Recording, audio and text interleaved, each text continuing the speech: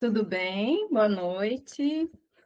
Primeiro, eu queria dizer que é uma honra participar do CIOB Reabilitação Oral, agradecer ao doutor Marcos pelo convite. E eu sou a doutora Cristiane Monteiro, eu sou mestre em implantodontia, especialista em implantodontia e pós-graduada em implantes zigomáticos e em laser terapia. E junto com o doutor Fabrício e com a nossa equipe, doutor Marcelo e doutor Leandro, a gente faz parte da Neocom, que é uma equipe que ministra cursos na área da implantodontia. Perfeito? E hoje a gente vai falar de ganho ósseo vertical em mandíbulas atróficas e a sua relação com reabilitações com implantes e prótese do tipo protocolo. Isso é uma expectativa ou uma realidade? Então, esse paciente edêntulo com indicação para tratamento com protocolo de Branner-Mark é o nosso grande desafio. É uma mandíbula extremamente atrófica, que já recebeu negativa de vários outros profissionais para tratamento por riscos de estruturas anatômicas, por riscos de fratura, e esse paciente, ele vem para o nosso consultório atrás da reabilitação.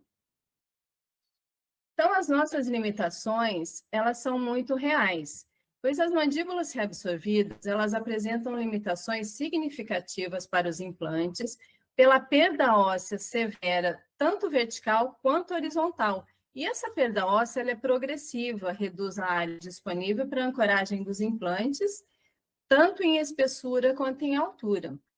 Então, os protocolos fixos sem enxertos, eles evitam morbidades associadas aos enxertos, reduzem significativamente o tempo cirúrgico, diminuem os custos, mas eles dependem muito da resposta do organismo do paciente. Então, a gente pega e faz com que essa resposta seja mais eficiente de acordo com o nosso tratamento. Perfeito? A gente tem alguns fatores críticos, que é a biomecânica da mastigação e a carga funcional aplicada, e elas são determinantes para a manutenção e potencial aumento ósseo pós-reabilitação. Então, o que a gente faz com essa prótese? A gente precisa que ela seja estável, bem planejada, com um cantilever ideal e não estendido. Essa prótese ela tem que proporcionar ao paciente uma capacidade mastigatória adequada para o uso da musculatura, principalmente do masseter temporal, que faz um efeito de musculação sobre o osso da mandíbula. É o mesmo efeito das pessoas que têm osteoporose e que vão numa academia fazer musculação para que fortalecer esses músculos, esse osso, pela ação dos músculos. Desculpa, engasguei. Então, representa o nosso real desafio. Eu acho que não foi para vocês ainda. Isso, pronto.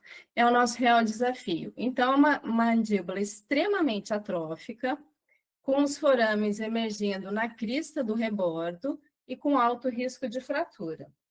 Esse paciente, sim, ele precisa ser reabilitado com implantes e um protocolo para que a gente consiga manter ou aumentar esse osso mandibular, certo? Agora a gente vai falar um pouquinho sobre a reabsorção óssea vertical. Ela é um pouquinho mais lenta e ela é mais complexa de se tratar do que uma reabsorção horizontal, mas geralmente ela está associada a uma reabsorção horizontal. E como consequências, ela traz um risco aumentado em comprometimento de estruturas anatômicas, uma maior dificuldade na instalação de implantes em posição ideal e uma necessidade, de vez em quando, de procedimentos de enxertia mais complexos. É um processo mais lento, ela é mais complexa de se tratar, mas isso gera uma maior dificuldade na instalação dos implantes, pela presença de estruturas anatômicas, como os nervos, o canal mandibular, e aumenta muito o risco de fraturas.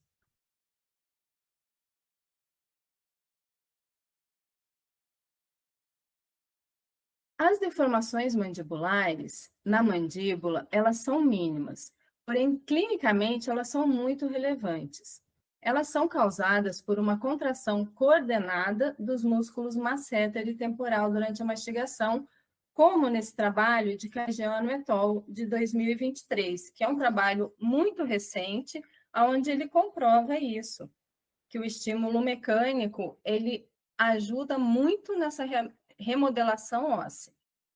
E os pacientes que têm uma maior força muscular mastigatória, eles apresentam estímulos mecânicos muito mais intensos e que podem favorecer significativamente a remodelação vertical através de um processo que a gente chama de mecanotransdução. Essa mecanotransdução nada mais é do que a resposta constante do osso a estímulos.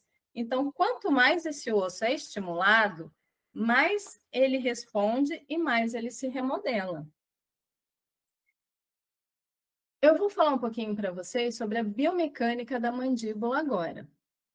Os músculos, eles ajudam a manter o volume ósseo, tanto por meio da tração quanto por meio da compressão intermitente durante os processos de mastigação e fala. Na ausência de dentes, há uma atrofia da musculatura e essa atrofia ela é progressiva. Em pacientes edêntulos totais, essa força de mordida ela pode cair em até 80%, e isso reduz drasticamente os estímulos ao osso, causando muita reabsorção, e isso se torna um ciclo vicioso, porque quanto menos estímulo a gente tem nesse osso, maior é essa reabsorção. Então, em trabalhos de Straumann em 2024, eles verificaram exatamente isso, que quanto menor o estímulo funcional após uma perda dentária, maior a reabsorção óssea vertical e ela é progressiva, ou seja, com o passar do tempo, ela só vai aumentando e aumentando. Mastigatória nos protocolos fixos, ele estimula os processos de osteogênese e ele aumenta o osso sem necessidade de enxertos complementares. Então, a reabilitação ela é feita de uma maneira planejada e bem executada.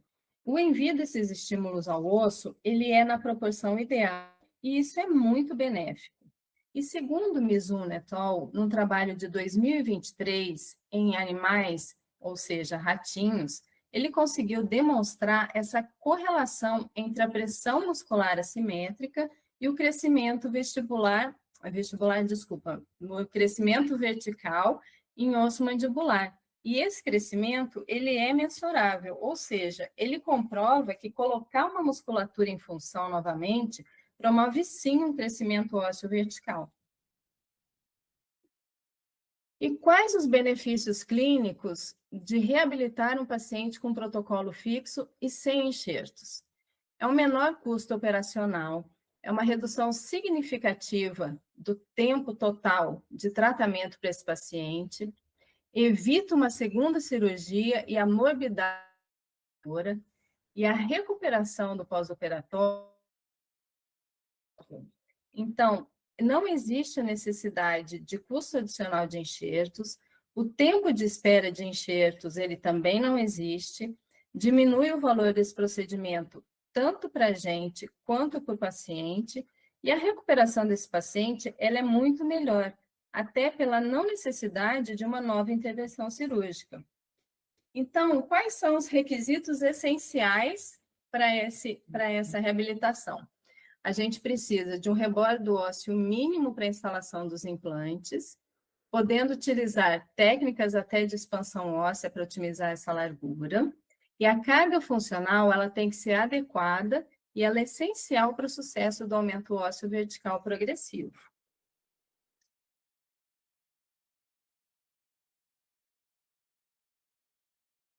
Pergunta para ele. Vocês estão conseguindo acompanhar ou travou aqui?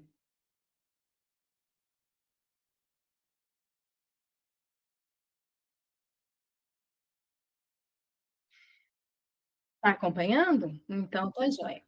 Quais fatores eles influenciam no sucesso desse aumento ósseo? Então, o biotipo e a qualidade tanto do tecido gengival quanto do osso, elas podem auxiliar na resposta biológica do indivíduo aos estímulos tanto mecânicos quanto da musculatura que são aplicados nesse osso.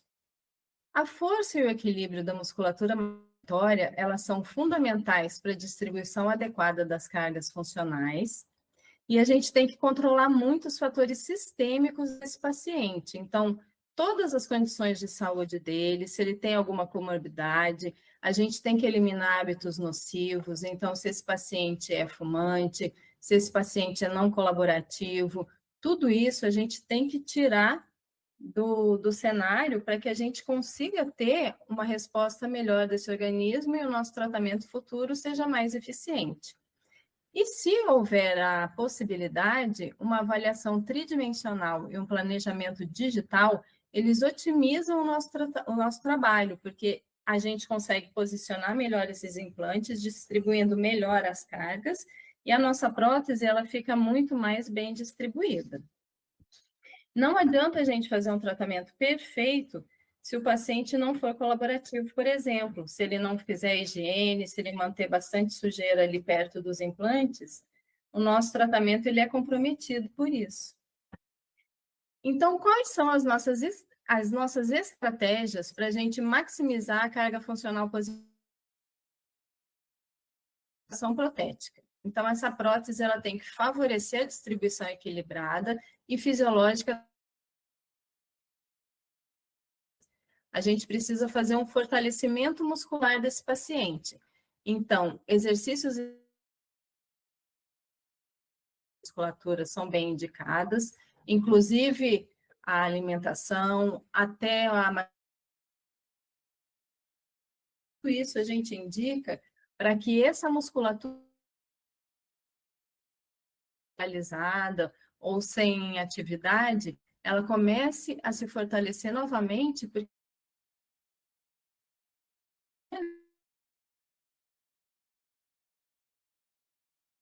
em mandíbulas. E a gente vai monitorar esse paciente continuamente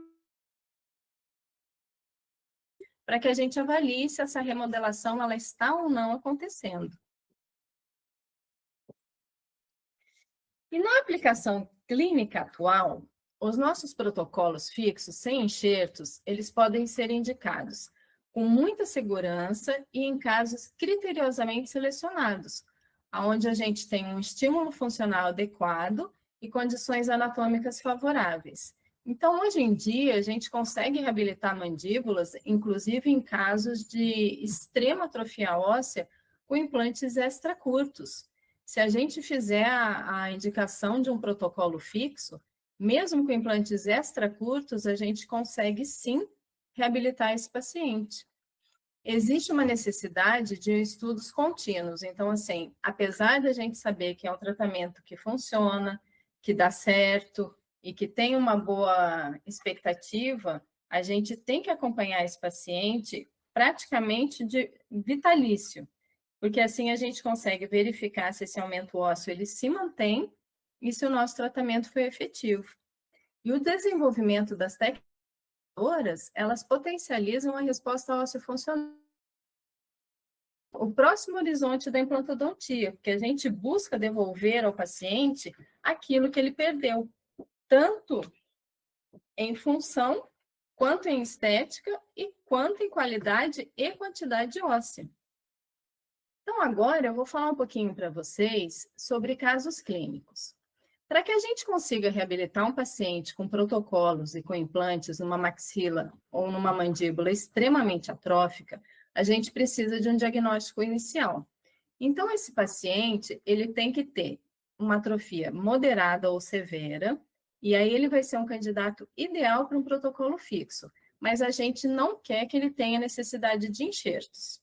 O procedimento cirúrgico, na instalação dos implantes, ele vai ter um bom planejamento e, de preferência, se a gente conseguir, a carga imediata é essencial, porque isso vai manter os implantes em posição e já vai automaticamente colocar essas cargas para os implantes e esses implantes vão osteointegrar com muito mais qualidade. No acompanhamento, a gente vai observar se houve, sim, esse aumento ósseo vertical gradual, se ele é consistente e ele está associado tanto à função mastigatória quanto ao estímulo do músculo no osso. Aqui agora eu vou mostrar para vocês alguns casos clínicos onde a gente consegue comprovar que sim, a gente consegue, com uma técnica adequada, o aumento ósseo vertical. Então, vocês podem ver aqui na ponta da seta, é onde era a altura óssea mandibular desse paciente antes da reabilitação. E acima dessas linhas vermelhas é o ganho ósseo que ele teve. Esse paciente ele está sendo acompanhado há 5 anos e ele já teve esse ganho ósseo bem razoável. Esse outro paciente ele já está sendo acompanhado há 7 anos. É a mesma coisa do primeiro raio-x. Aonde a linha vermelha, é onde era a altura óssea dele, onde era a altura óssea dele antes da reabilitação com os implantes. Depois que a gente colocou os implantes e a prótese do tipo protocolo, olha a altura de osso que ele ganhou verticalmente. Tudo isso pelo retorno da função mastigatória.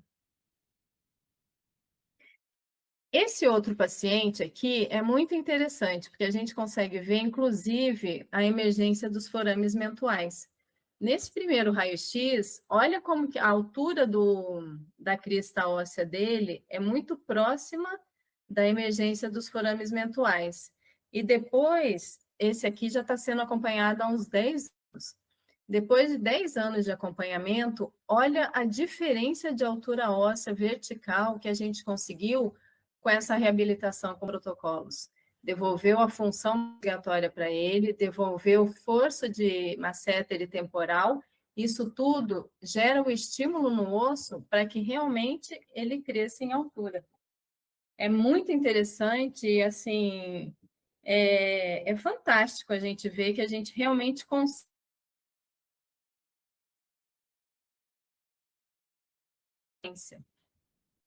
Eu vou mostrar para vocês agora um outro caso, que é da doutora Rogéria Acedo. Ela é uma doutora de excelência também, com trabalhos excelentes, e ela me cedeu essas imagens para eu mostrar para vocês.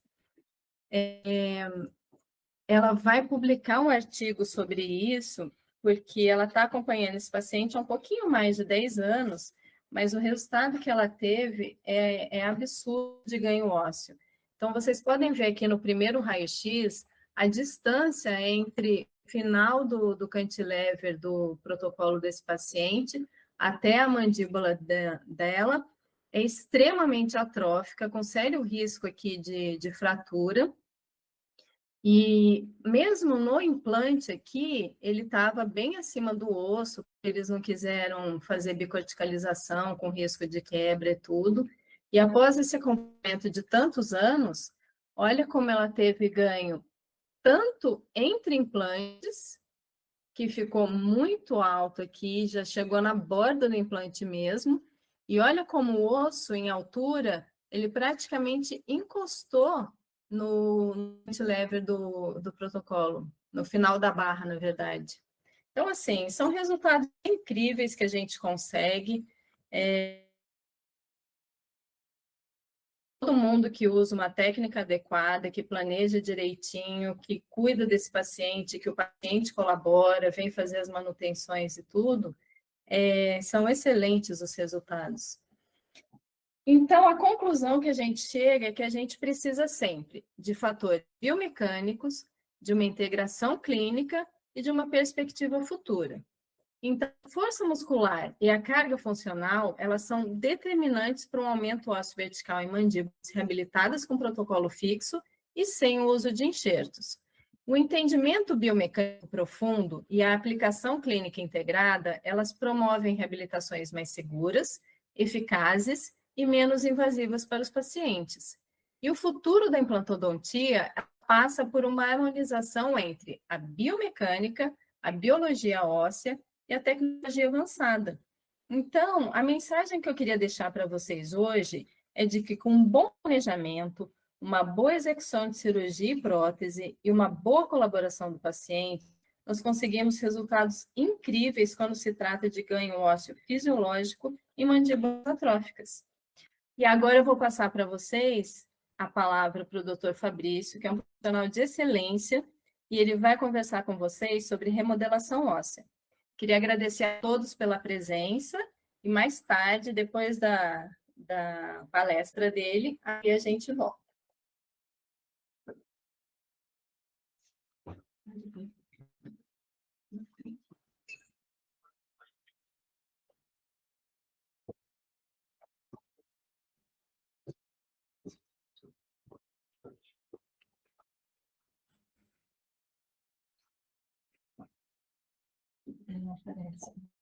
Bem, boa noite a todos.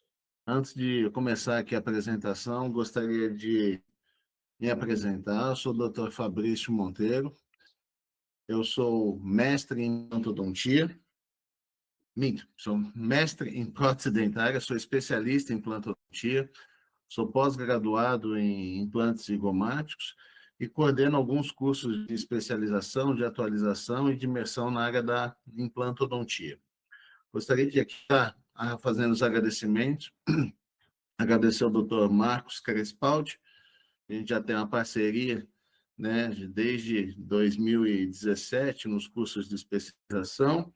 Agradecer a Melissa Crespaldi, agradecer ao Roberto por estar dando esse suporte técnico para a gente nessa apresentação. E agradecer a todos aí que estão deixando de estar trabalhando no consultório para estar ouvindo, né, as dicas, né, um pouco do nosso conhecimento para a gente estar dividindo com vocês, né, toda essa apresentação passada pela doutora Cristiane.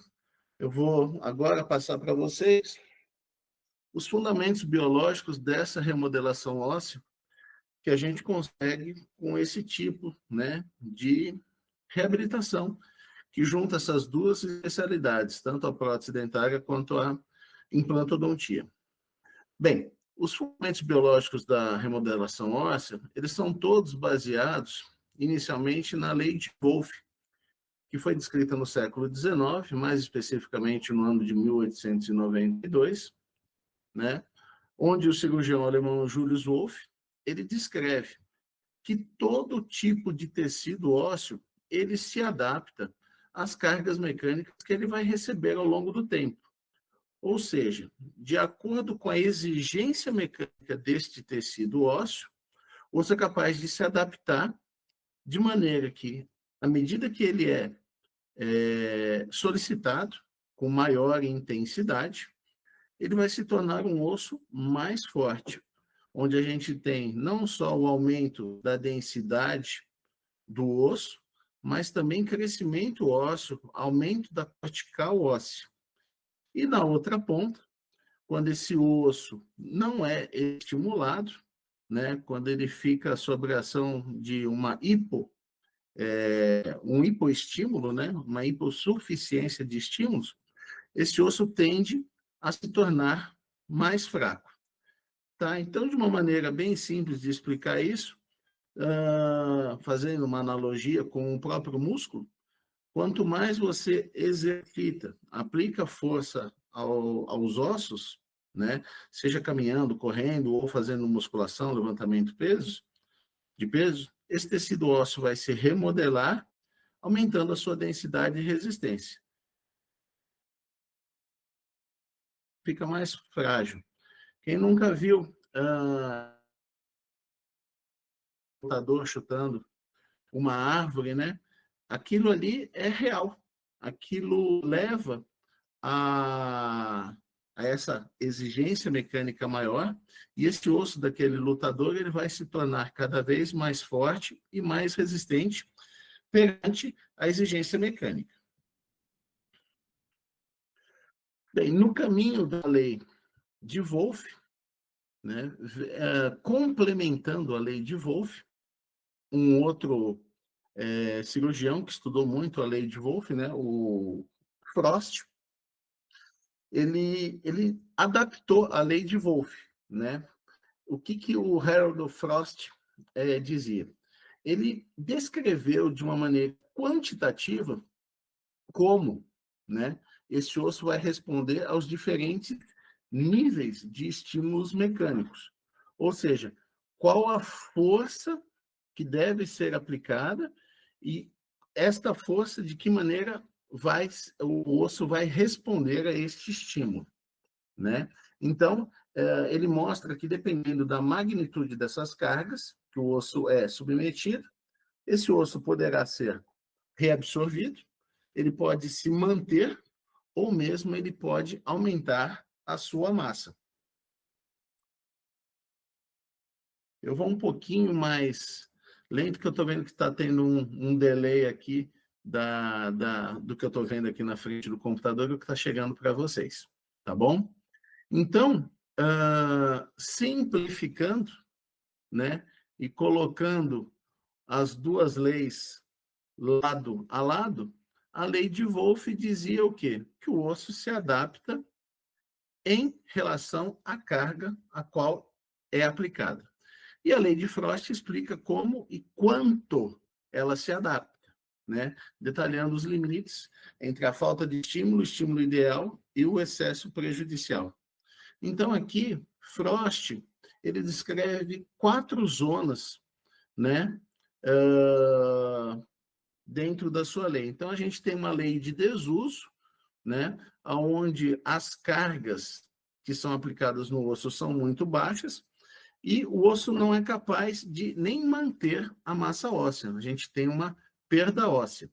Geralmente isso ocorre quando essa pessoa sofre uma imobilização ou por algum motivo essa pessoa não consegue ter nenhum tipo de atividade, né? Ou mesmo em astronautas frente à ausência de gravidade. Temos a zona de manutenção óssea, tá? Que esse é o início do que a gente busca nos tratamentos com reabilitação oral, né, com as próteses do tipo protocolo, né, que a gente vai ter um equilíbrio na resposta do osso. Então, nessa região, o que acontece? O osso se mantém estável, tá ok? Não existe ganho ósseo, tá? Em algumas situações pode haver até uma pequena perda. Formação, ou, como a gente chama, zona de sobrecarga. Nessa zona, a gente vai ter um nível de carga alto, porém, ainda dentro do limite fisiológico com o qual o osso é capaz de suportar. Nessa região, nessa zona, a gente vai ter o que a gente deseja, que é o ganho ósseo. Então, é nessa situação que o osso se torna mais denso e mais forte, tá ok? E temos a outra zona que a gente não quer, né? São os dois extremos, né? A zona de desuso e a zona de sobrecarga patológica. Nessa zona, o osso é exigido em excesso, tá ok? E esse excesso leva não só a um dano no osso, como também a fratura, as chamadas fraturas por estresse. Vou dar um exemplo de fratura de estresse. Quem já nunca viu o pessoal falando, jogador de futebol que estava correndo, estava treinando, não estava ali em jogo, não houve uma jogada de contusão, e simplesmente ocorre a fratura de um osso da perna. O que aconteceu com esse jogador? Esse osso foi exigido de tal maneira que houve um desequilíbrio, né, naquele turnover ósseo, aonde existe a ação dos osteoclastos, que são responsáveis pela reabsorção do osso, e a ação dos osteoblastos, que vão formar o osso. E o que acontece? Está havendo tanta reabsorção óssea que o osso, o tempo dele se maturar, o osso ainda está osteoide. Então, existe um desequilíbrio desse turnover ósseo. Então, é nessa situação que ocorrem as fraturas por estresse. Eu vou mostrar agora essas 4 zonas em um gráfico que didaticamente fica muito mais fácil da gente entender, tá? Então, aqui a gente vê essa linha horizontal, para baixo significa perda óssea, para cima dela significa ganho de massa óssea. Então, a gente vai ter aqui, primeiramente, a chamada trivial loading zone, né? Que é a zona de desuso, tá? É onde esse osso ele vai sofrer uma carga que vai gerar ali entre 50 a 200 microdeformações. Nessa janela, o osso só está perdendo. Então, aqui, é o caso daquele paciente mutilado oral, né, o paciente edêntulo, tá?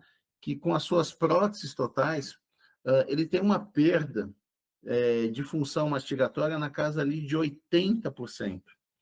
Então, ele não consegue gerar estímulo ósseo, tá? Para ver a manutenção, a melhora da qualidade deste osso. Tá? Além do estímulo que essas próteses com cela, né? Tanto a prótese total quanto a prótese removível, que elas aceleram a reabsorção óssea nessa região. Em seguida, nós vamos ter aqui a Physiologic Loading Zone, ou a região de janela fisiológica, ok?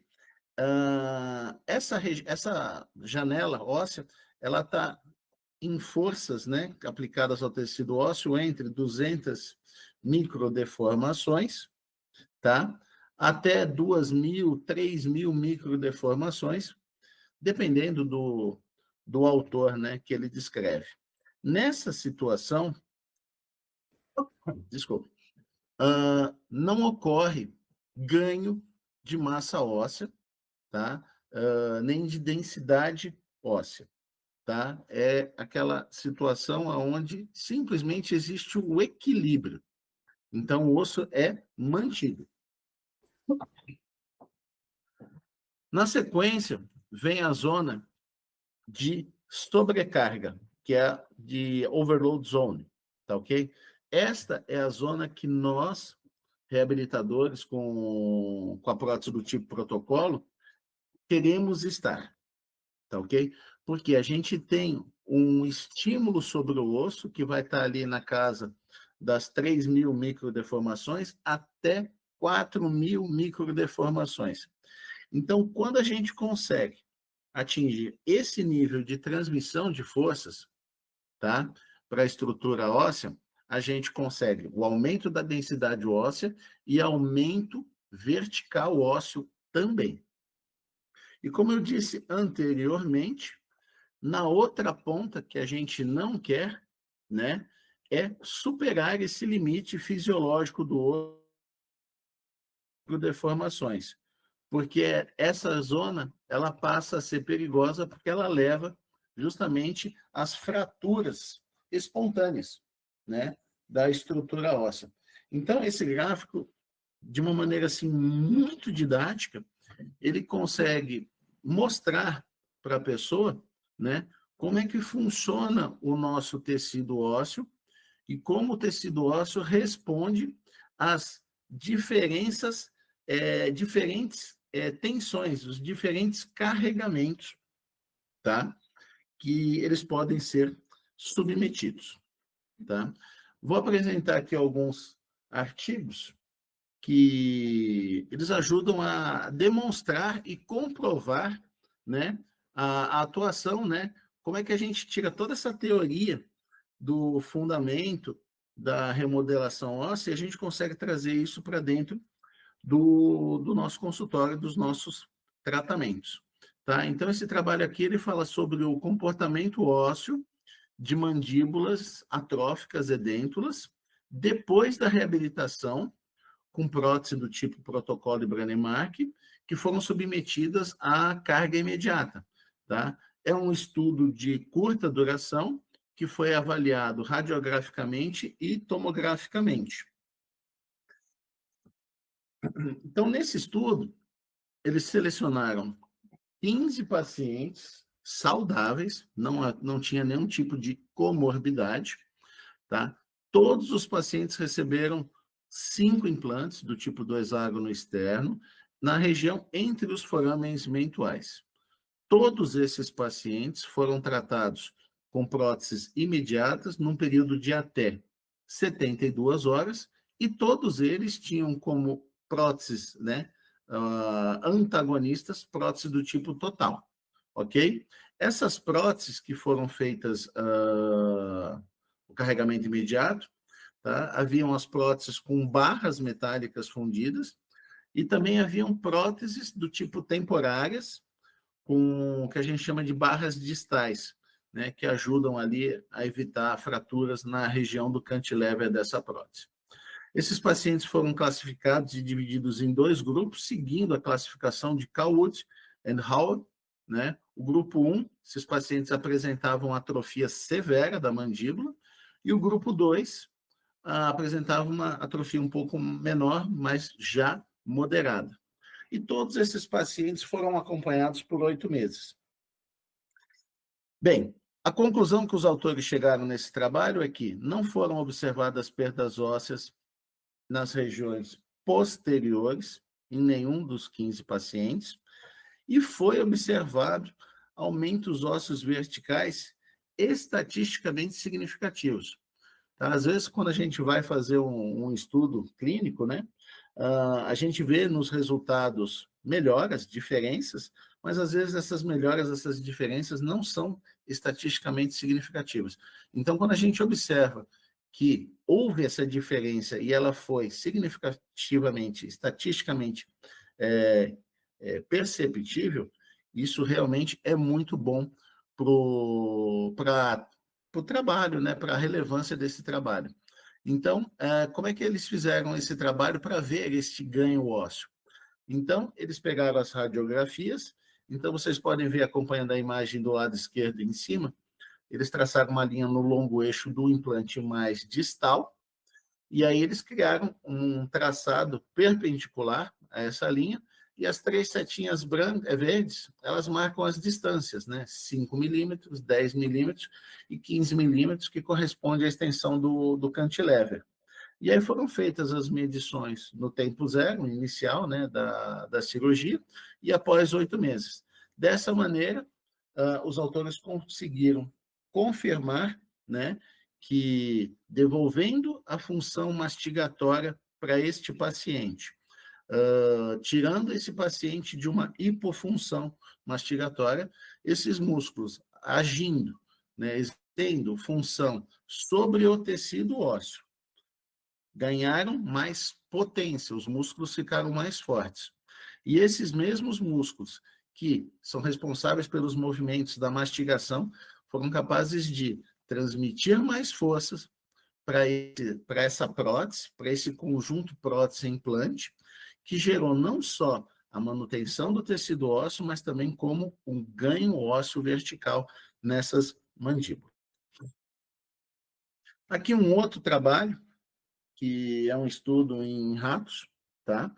Que ele demonstra a importância da função mastigatória, tá ok? Então, aqui ele fala sobre a reabilitação da função mastigatória, como o retorno da função mastigatória é capaz de melhorar a arquitetura do osso alveolar em mandíbula de rato.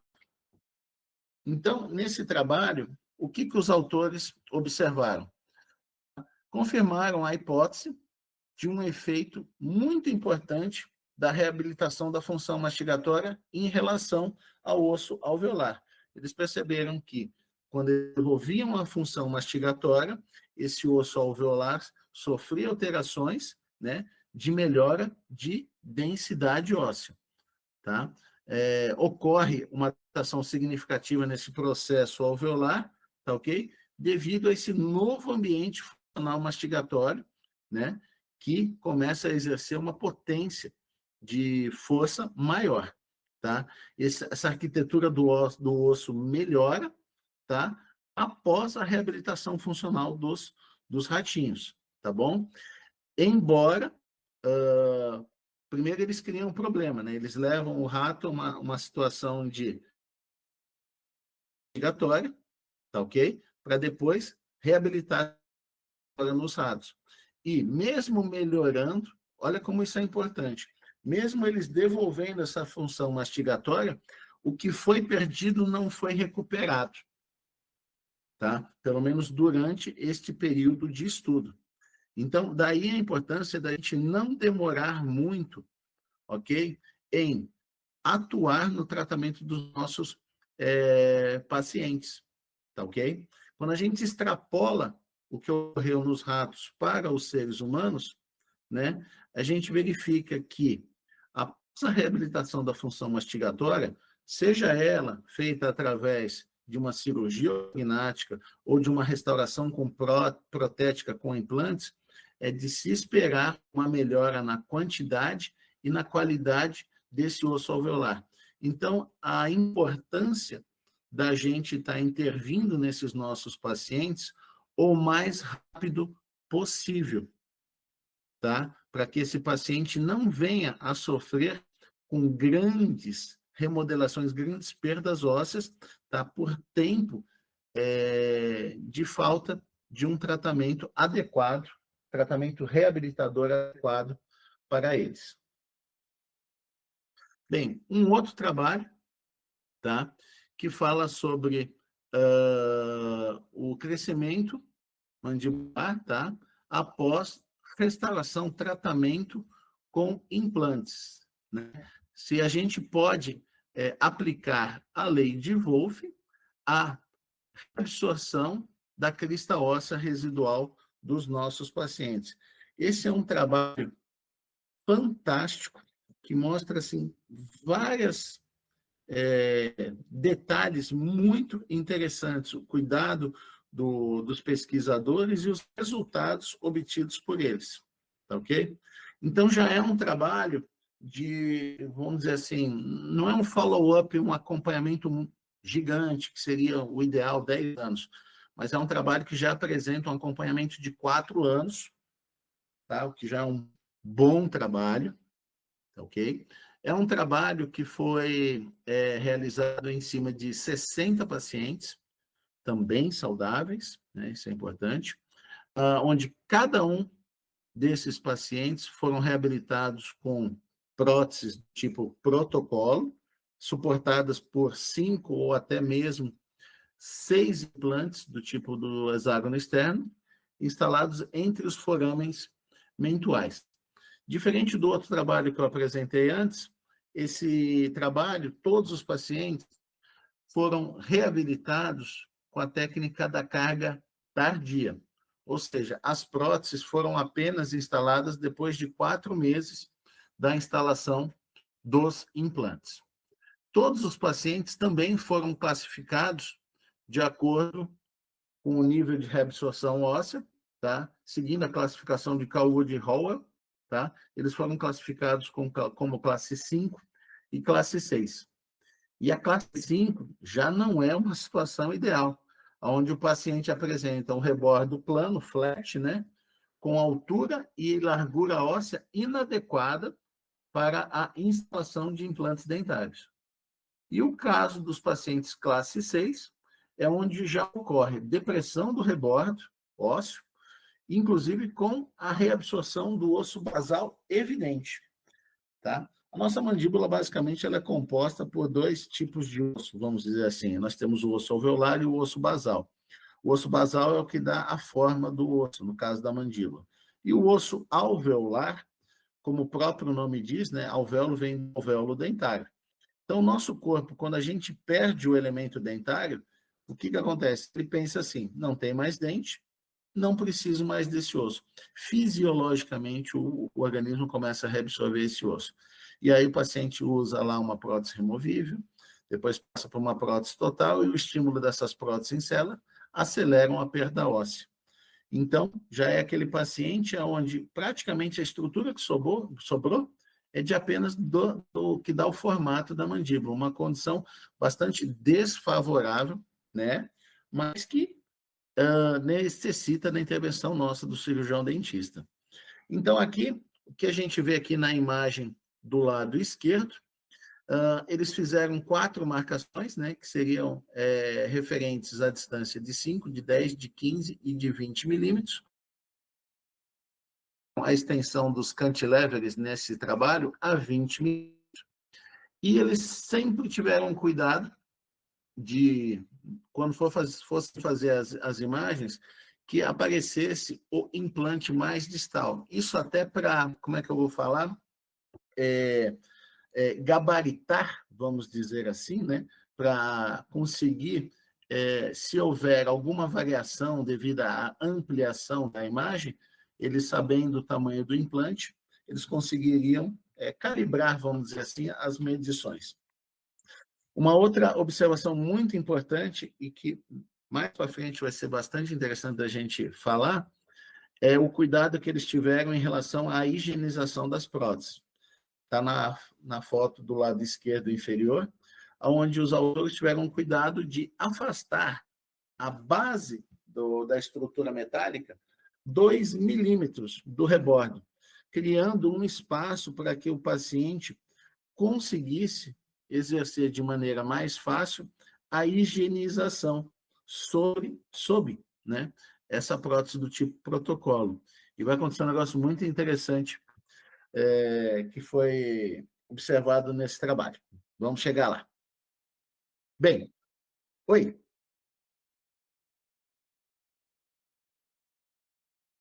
A gente pode fazer no final, Rogério? Roberto, pode? Então avisa o pessoal que eu vou responder tudo no final. Tá bom? Então vamos lá. Continuando. As conclusões que chegaram a esses autores nesse trabalho. Que na ausência das forças compressivas oclusais, né, a crista óssea nessas regiões era de se esperar o quê? Que o osso crescesse seguindo os princípios da lei de Wolff. Tá, ok? Na ausência dessas forças compressivas, o osso mandibular, de acordo com a lei de Wolff, ia crescer. Tá? Nesse gráfico aqui do lado esquerdo, embaixo, a gente tem aqui os 4 tipos de cantilever, né, as distâncias, né, 4, 10, 15 e 20. Embaixo nós temos a linha do tempo, né, o início, né, 0, 1 ano, 2 anos, 3 anos e 4 anos. E o que os autores observaram? Que no primeiro ano, eles verificaram um grande ganho vertical na estrutura óssea desta mandíbula. E, após isso, no segundo, no terceiro e no quarto ano, esse crescimento ósseo se manteve estável. Tá? E aí, então, o que eles acreditam? Que essa limitação do crescimento no primeiro ano, após a resultado justamente do quê? Da adaptação fisiológica desse osso à maior força mastigatória e massa das restaurações. O que ele quer dizer? A gente tinha um osso em hipofunção, e aí ele teve um grande ganho de estímulos mecânicos nesse osso. Então, seguindo a lei de Wolff, de Frost, a gente tem o ganho ósseo. Aí existe um equilíbrio. E aí, então, esse osso se mantém. Ou seja, se a gente continuasse aumentando este estímulo ainda de maneira fisiológica, tá ok? A gente talvez tivesse ainda um ganho ósseo, tá? Mas o que a gente tem nos nossos consultórios é exatamente o que esse gráfico apresenta. A gente reabilita o paciente com a prótese, aumenta a potência mastigatória, aumenta o estímulo ósseo, o paciente tem o ganho. Isso depois de 1 ano se equilibra e ocorre a manutenção desse ganho ósseo, ok? Entretanto, como eu falei lá, né, que os autores afastaram muito corretamente, né, seguindo, né, os princípios do professor Branemark, né, do protocolo inferior, o que eles também chegaram à conclusão que pode ter levado a essa estabilização do crescimento ósseo. Está aqui. Após 1 ano, o que eles observaram? Que aquele espaço de 2 milímetros já não tinha mais. Aquele espaço que foi planejado ali de 2 milímetros, principalmente ali sobre a região, já não havia mais. E como vocês podem ver na foto do lado esquerdo, porém embaixo, onde existe uma setinha verde, eu vou fazer um círculo ao redor da região, vocês vão conseguir ver um achatamento do tecido mole na região da crista óssea. O que houve nesses pacientes? o crescimento ósseo vertical que esses pacientes tiveram foi tão intenso que chegou a encostar na base do protocolo. De maneira que os autores chegaram à conclusão que, talvez, esse crescimento ósseo no segundo, no terceiro e no quarto ano, ele pode ter se mantido estável devido a um bloqueio, uma limitação da própria prótese do tipo protocolo, e não por um problema físico, né? Dois objetos não ocupam o mesmo espaço, o osso não conseguia crescer mais verticalmente. Então, esse achado nesse trabalho é muito interessante, que mostra de maneira bem clara como o correto estímulo, né, a correta dissipação de forças, o correto planejamento reverso, com tratamento tipo protocolo de Branemark, pode levar a essa melhoria de qualidade para o nosso paciente. Bem, aproveitando esse estudo, né, é bom a gente ver como o estado de saúde geral do nosso paciente pode ser prejudicado pela reabsorção do osso da mandíbula ali na crista óssea, tá bom? Devido à ausência dos dentes, que vai levar a uma hipofunção mastigatória. E a gente observa que, com o aumento da função mastigatória e do crescimento mandibular observado nesses pacientes desse estudo, pode proporcionar uma oportunidade única para a gente de demonstrar a importância que tem a saúde bucal e a manutenção da dentição para a saúde geral desse paciente.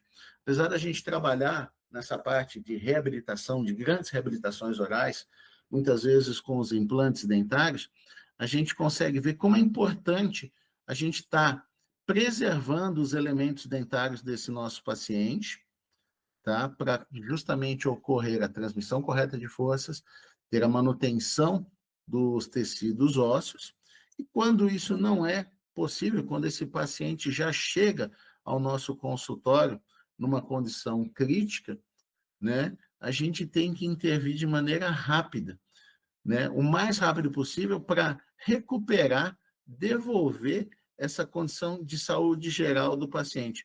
Como o colega que estava apresentando a palestra anterior a gente falou, a gente muda a vida do paciente, né? O paciente fica muito mais altivo. É um paciente que muitas vezes ele evita não só a convivência social, mas às vezes até a convivência familiar, né? Por conta dessa situação. Então, a nossa função como cirurgião dentista de estar intervindo nesses pacientes nessa condição realmente é uma condição singular, porque, como o outro colega disse, a gente muda vidas, né? Bem, fazendo um aglomerado de tudo o que a gente disse, né? Fazendo a interação da biomecânica envolvida na prótese do tipo protocolo, o que a gente pode falar, né? Que existe uma ligação direta entre os músculos envolvidos no processo da mastigação, da prótese que a gente instala no nosso paciente, dos implantes e do osso. É um sistema que funciona em conjunto, tá?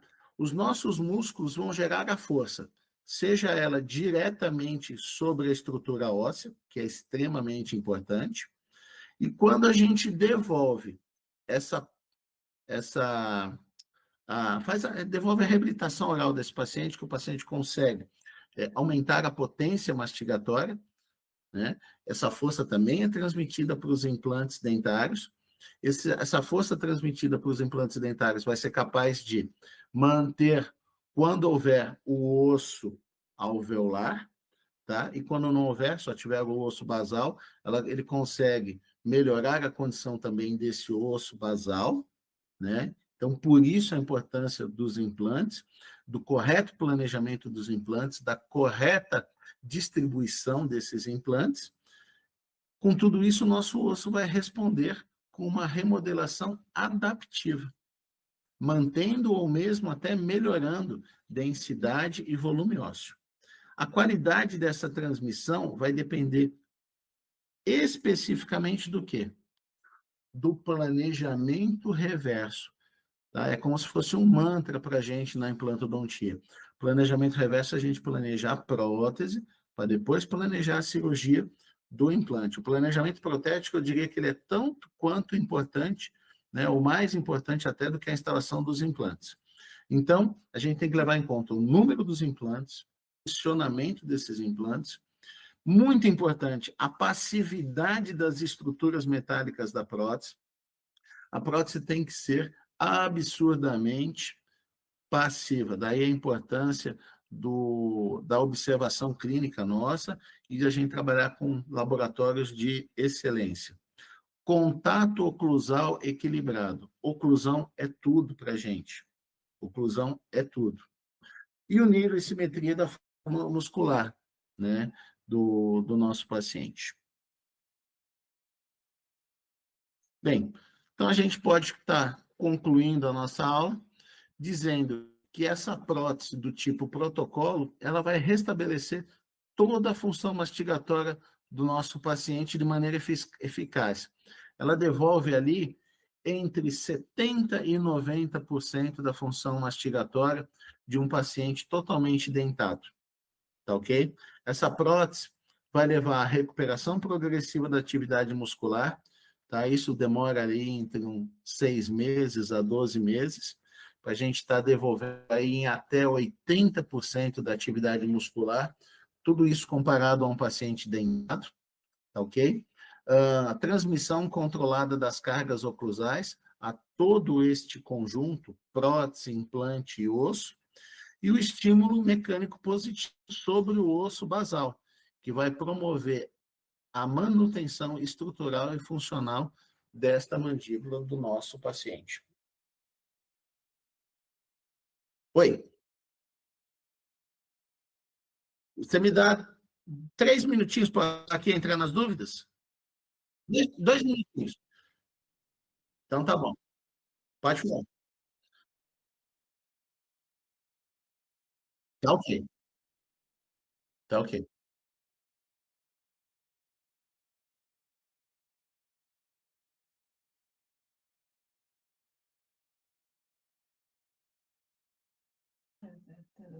Tá ok.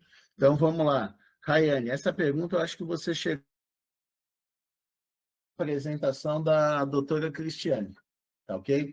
Bem, o enxerto ósseo nessas mandíbulas que já sofreram com reabsorção óssea muito grande, não é nem indicado, tá? Então a gente tem que trabalhar de uma maneira mais fisiológica, tá ok?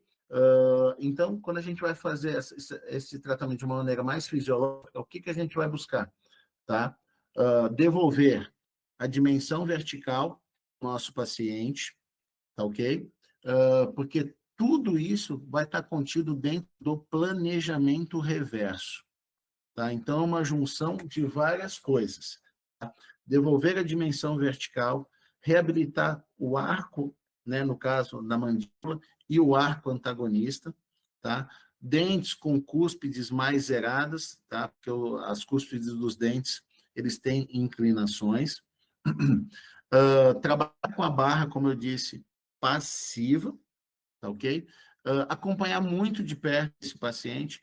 O que a gente vê muito dos dentistas é entregar a prótese do tipo protocolo para os pacientes e depois não dar o acompanhamento. É como se quisesse se livrar dos pacientes. Não é assim que a gente deve trabalhar. Então, manter esse paciente, como é que eu vou falar? Sobre um rígido controle. Tá? Então, controles periódicos, principalmente logo após a instalação dos implantes da prótese com tipo de carga imediata, que é o que a gente faz em 95% dos nossos tratamentos, é controle de higienização, controle da oclusão desse paciente, tá ok? Então, tudo isso, né, a distribuição dos implantes, quantidade de implante, um implante de conexão tipo cone-Morse, que distribui melhor as tensões transmitidas ao implante e ao osso, é um conjunto de atos, né, que levam a ter essa carga controlada. Acredito que eu respondi a sua pergunta.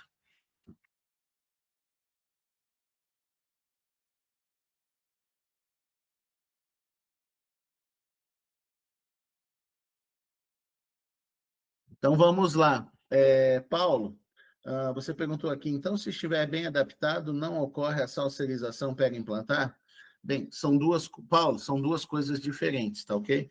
Durante muito tempo, a salsarização, ela foi considerada vamos dizer assim, um evento fisiológico na implantodontia, tá bom? Honestamente, eu não acredito nisso.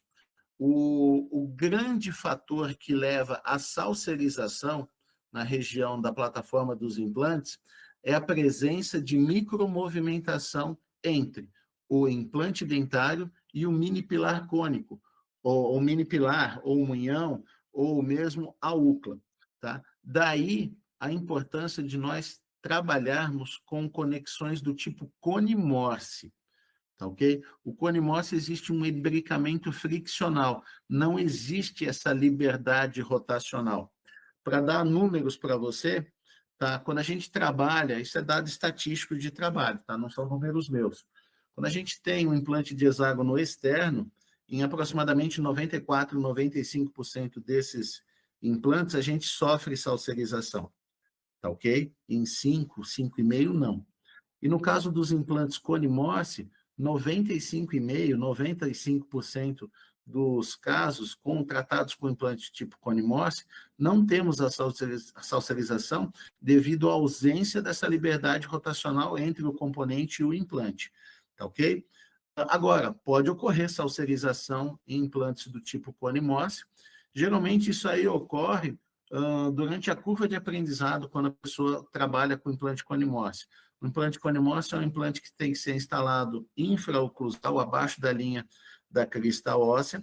Você tem que respeitar o espaço biológico, tá?